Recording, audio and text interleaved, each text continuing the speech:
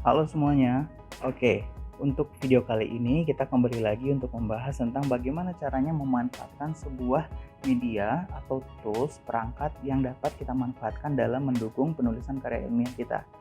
Biasanya, dalam karya ilmiah yang kita gunakan, kita selalu melakukan sitasi atau juga pengutipan dari berbagai referensi yang kita gunakan, seperti buku, lalu juga kita bisa menggunakan paper, jurnal, karya ilmiah, dan sebagainya.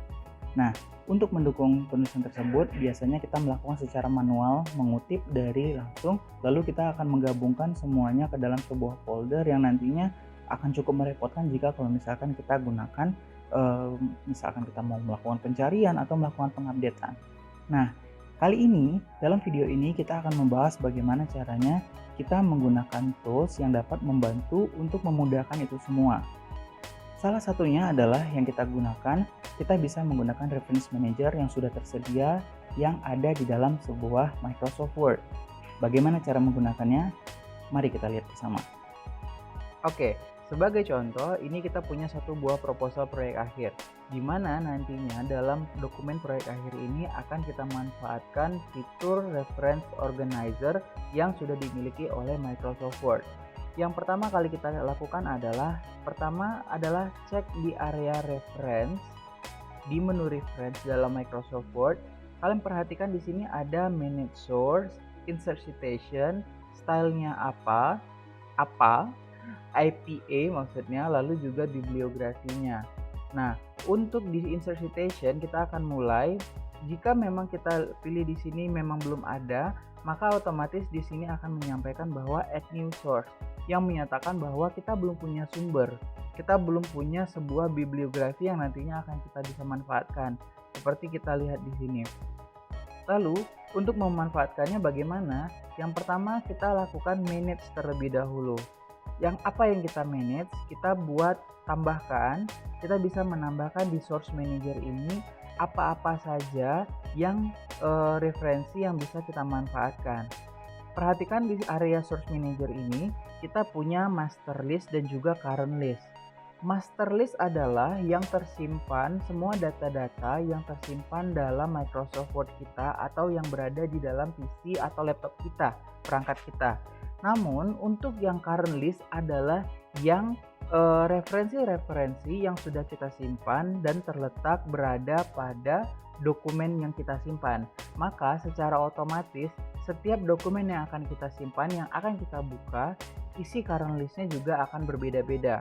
Tapi jika kita menggunakan di dalam satu perangkat yang sama, maka nanti akan terisi master list kita adalah semacam library kita atau pustaka yang sudah pernah kita masukkan.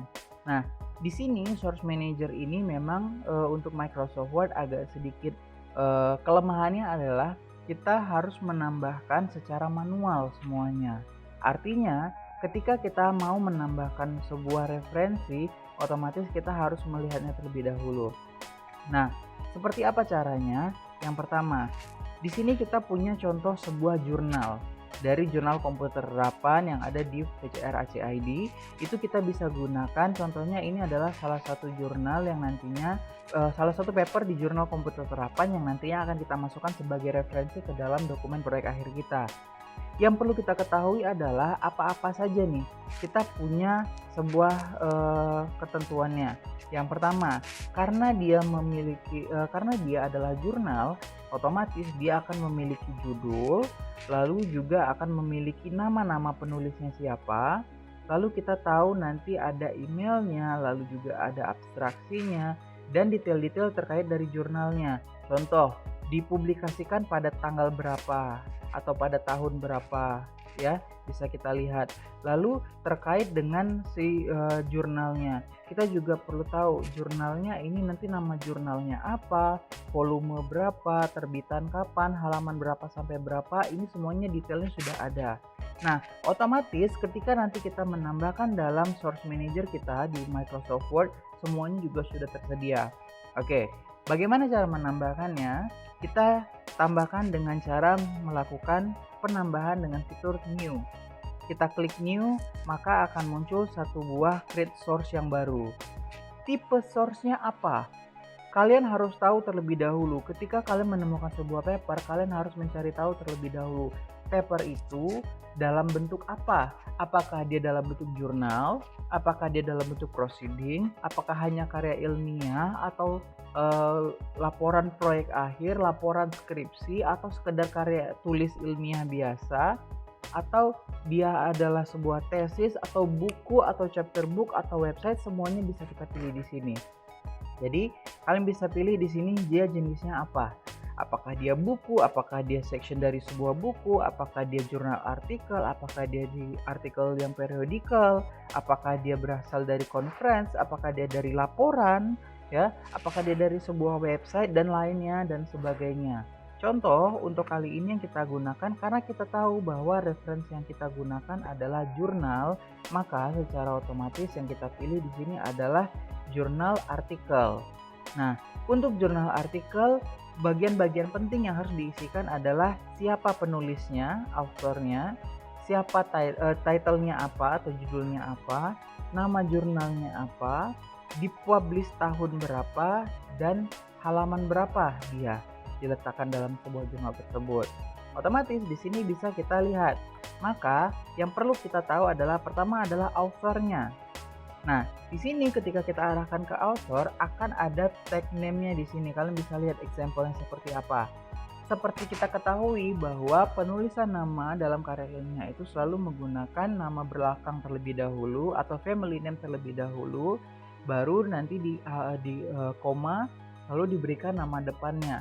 Nah, cara lainnya untuk mempermudah adalah karena nanti dia secara otomatis akan menambahkan secara langsung, kita bisa menambahkan seperti ini. Kita lihat kembali. Tadi yang pertama kita di sini ada 3 penulis. Ada Michael Rusli, Satria Perdana Arifin, dan juga Anggi Trisnadoli. Cara menambahkannya, kalian bisa menambahkan mengetikkan secara langsung atau kalian bisa mengcopy seperti biasa. Oke. Di sini bisa kita tambahkan Michael Rusli. Untuk memisahkan dari penulis, kalian tidak bisa menggunakan koma karena koma tadi yang kita gunakan adalah untuk memisahkan last name dan juga first name. Otomatis yang kita gunakan untuk memisahkan authornya yang kita gunakan adalah titik koma. Lalu kita ambil yang berikutnya, ada Satria Perdana Arifin, titik koma, Anggi Trisnadoli sebagai penulis ketiga. Secara otomatis nanti ketika kita simpan, Microsoft Word akan tahu bagaimana cara memperbaikinya kembali. Oke. Nah, lalu judulnya apa? Kita lihat. Judulnya adalah pengembangan sistem pendukung keputusan untuk penentuan lokasi promosi penerimaan mahasiswa baru. Nah, kita pastekan di sini. Ya, pengembangan sistem pendukung keputusan untuk penentuan lokasi promosi penerimaan mahasiswa baru. Sudah benar? Oke, kita lanjut. Nama jurnalnya kita lihat. Nama jurnalnya adalah Jurnal Komputer Terapan, ya. Jurnal Komputer Terapan. Kalau mau lebih lengkap lagi, kita boleh langsung sebutkan Jurnal Komputer Terapan volume 3 nomor 1 untuk lebih jelasnya. Seperti ini. Tahunnya kita bisa lihat. Dia publish pada tahun 2017. Kita buat 2017 di sini. Halaman kita bisa lihat lagi kembali. Di sini sudah disampaikan bahwa paper ini dalam Jurnal Komputer Terapan volume 3 nomor 1 itu berada pada halaman 11 hingga 18. Tinggal kita tambahkan di sini 11 sampai 18. Oke, ini yang kita lakukan. Ketika saya tambahkan oke di sini, maka secara otomatis current list kita akan bertambah. Dan juga master list kita akan bertambah karena saya menambahkan di komputer ini, saya menambahkan sebuah ini yang baru. Nah, berikutnya bagaimana cara menggunakannya? Kita lihat. Ketika kalau misalkan saya menambahkan citasi, anggaplah kita melakukan sebuah, misalkan yang saya lihat adalah di area latar belakang. Anggap nih, misalkan menurut Levi ini gitu ya. Atau misalkan di sini saya menambahkan sebuah mesin metode teknologi diubah menjadi proses manajemen keluaran output yang ditujukan mencapai tujuan perusahaan. Nah, saya mau melakukan citasinya di sini atau saya memberikan di sini. Biasanya yang kita lakukan karena kita tahu tadi dia sudah ada, kita sudah punya satu source-nya, biasanya kita bisa menambahkan saja. Kita bisa membuat seperti ini kan secara manual, kita buat Rusli, 2017 atau Rusli dan kawan-kawan, 2017 gitu ya. Nah, ini bisa kita lakukan. Namun, dengan sudah kita manfaatkan fitur citasi atau reference organizer yang sudah ada di bawaannya Microsoft Word, yang bisa kita gunakan adalah untuk kita tidak perlu melakukan penulisan secara manual, kita bisa lakukan insert citation. Ketika kita klik insert citation, maka yang tadi sudah kita buat secara otomatis akan muncul. Ketika kita sudah punya sumbernya, sudah source yang sudah kita manage, maka akan muncul di sini. Nah, bagaimana cara menambahkannya? Tinggal kita pilih. Kita klik di sini, maka secara otomatis dia akan muncul. Rusli, Arifin, dan Trisna Doli tahun 2017.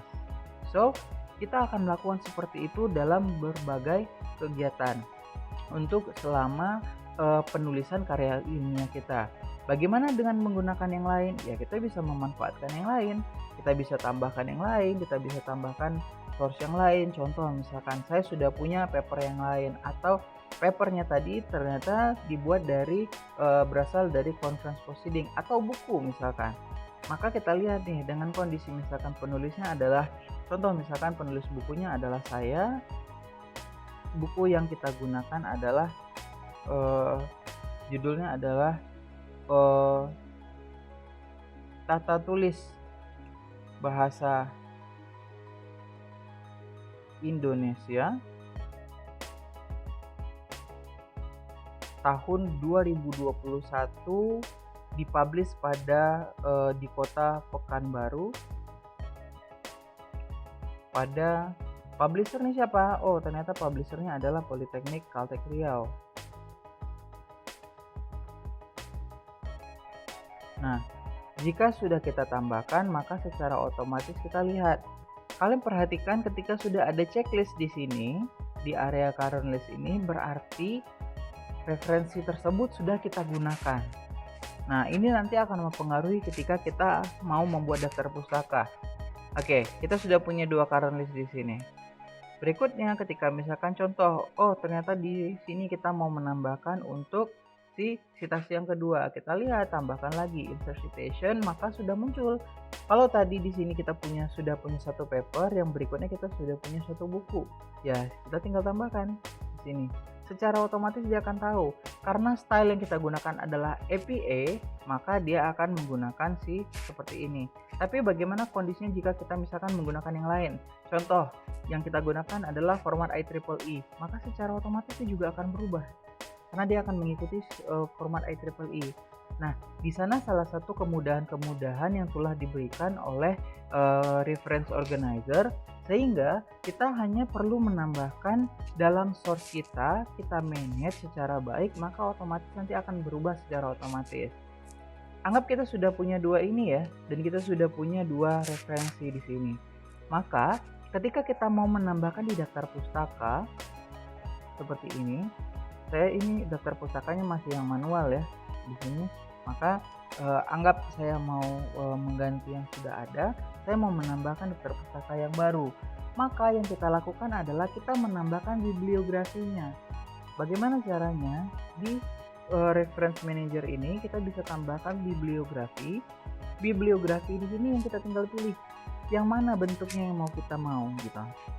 Pertama, kalau bibliografi, maka secara otomatis semua sumber yang ada itu akan dia tampilkan. Artinya, dipakai atau tidak dipakai, dia akan ditampilkan. Nah, jika reference, itu yang kita gunakan adalah bibliografi yang label reference yang sudah diinputkan. Bedanya apa? Sama, semuanya juga, tapi judulnya akan berbeda. Kalau di sini secara otomatis ada judulnya bibliografi, di sini adalah judulnya reference. Nah, kalau works cited artinya di sini hanya referensi-referensi yang kita citasi saja. Selain referensi yang tidak kita citasi, maka dia tidak akan bisa kita gunakan atau tidak perlu ditampilkan. Artinya ada beberapa ketentuan-ketentuan di mana misalkan jurnal ilmiah atau paper-paper ilmiah yang meminta jika referensi yang ditampilkan dalam daftar pustaka atau daftar referensi hanya referensi yang digunakan saja. ketika dia tidak digunakan atau tidak dikutip di dalam keseluruhan karya tulis kita, maka tidak perlu untuk ditampilkan. Kurang lebih seperti itu. Nah, contohnya kita mau menggunakan bibliografi, tinggal kita klik bibliografinya, maka secara otomatis akan muncul. Jadi apapun yang terjadi di sini dia akan secara otomatis akan mempengaruhi. Nah, ini yang tidak kita lakukan. Bibliografi, tapi karena kita menggunakan daftar pustaka, ini sebenarnya bisa kita reformatting saja ya. Karena ini kita menggunakan daftar pustaka, seperti ini saya ganti judulnya, ini bisa ya. Nah, dan saya lakukan seperti ini. Nah, bisa kita lakukan seperti ini. Judulnya saja yang kita ganti. Artinya, kita sudah punya. Secara otomatis, dia juga sudah mengikuti ketentuan yang kita buat. Ketentuannya seperti apa? Karena kita menggunakan APA, otomatis dia akan melakukan seperti ini terlebih dahulu. Nama belakang, koma, nama depan, dan sesuai aturannya. Ya. Jika kita rubah, kalian bisa perhatikan, jika kita rubah stylenya, kita ganti menggunakan IEEE, maka secara otomatis dia juga akan berubah seperti IEEE. Artinya, dengan IEEE dia akan melihat urutan terlebih dahulu yang mana yang akan disitasi karena dia menggunakan nomor 1, 2, dan seterusnya. Tapi kalau kita menggunakan APA, maka dia akan menggunakan secara ascending atau mengurutkan abjad berdasarkan A, B sampai ke Z gitu ya. Nah, ini yang kita lakukan. Artinya apa? Jika nantinya ada perubahan yang kita lakukan di sini, maka secara otomatis dia juga akan berubah, selalu terupdate, selalu mengikuti perbaikannya. Jadi, ketika kita mau menggunakan, ketika kita memanfaatkan referensi editor atau referensi organizer yang sudah ada, jadi kita sudah tidak perlu berpikir lagi harus merubah secara manual keseluruhan yang kita manfaatkan. Oke? Simple tapi sangat besar manfaatnya. Silahkan kalian cobakan ketika kalian sedang membuat karya tulis ilmiah. Bisa itu digunakan dalam bentuk skripsi, apakah membuat proyek akhir, apakah kalian membuat karya tulis ilmiah, paper, jurnal, dan sebagainya, bisa kalian manfaatkan. Even kalian juga bisa memanfaatkan ini untuk ketika kalian menuliskan sebuah buku. Oke? Nah, itu dia salah satu reference organizer yang bisa kita gunakan yang sudah menjadi bawaan fitur dari Microsoft Word. Sebenarnya masih banyak lagi reference manager yang bisa kita gunakan atau reference organizer yang bisa kita manfaatkan selain yang ada di dalam Microsoft Word. Ada apa saja? Tetap terus lihat di video-video berikutnya.